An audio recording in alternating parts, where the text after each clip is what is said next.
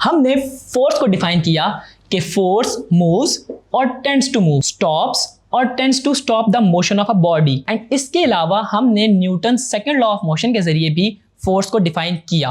Force is equal to mass times acceleration. और अब हम फोर्स का मोमेंटम के साथ रिलेशन देखने जा रहे हैं, जो कि बहुत सिंपल है। एज वी नो कि momentum is mass times velocity. To see the relation between force and momentum, please consider a body moving with initial velocity vi और इसके ऊपर कोई फोर्स F लग रही है और इसमें एक्सेलरेशन प्रोड्यूस हो रही है, यानी कि वेलोसिटी चेंज हो रही है and after some time t इसकी फाइनल वेलोसिटी vf हो जाएगी। So its initial momentum is mvi and final momentum is mvf.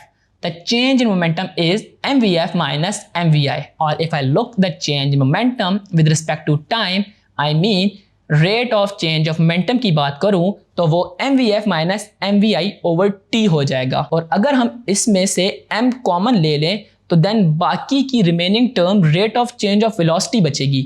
और आपको याद हो तो ये हमारे एक्सेलरेशन के इक्वल है, यानी कि मेरे पास rate of change of momentum ma के इक्वल आ गया। और इस टर्म ma से बहुत अच्छे तरीके से फेमिलियर हैं just because Newton second law of motion. तो what we conclude in this topic, जो फोर्स है वो rate of change of momentum के इक्वल होती है। आइए इसको एक न्यूमेरिकल प्रॉब्लम से समझते हैं। देखिए मास आपके पास 5 किलोग्राम्स है और वेलोसिटीज आपके पास नजर आ रही हैं।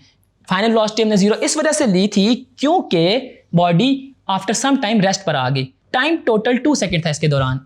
अब आपने क्या करना है कि इनिशियल मोमेंटम और फाइनल मोमेंटम फाइंड कर लेना है by using the formula mv। तो इस तरह आपके पास फाइनल मोमेंटम और इनिशियल मोमेंटम दोनों आ जाएंगे और आप उसको force is equal to change in momentum over the time put करके फोर्स फाइंड कर लेंगे 25 न्यूटन।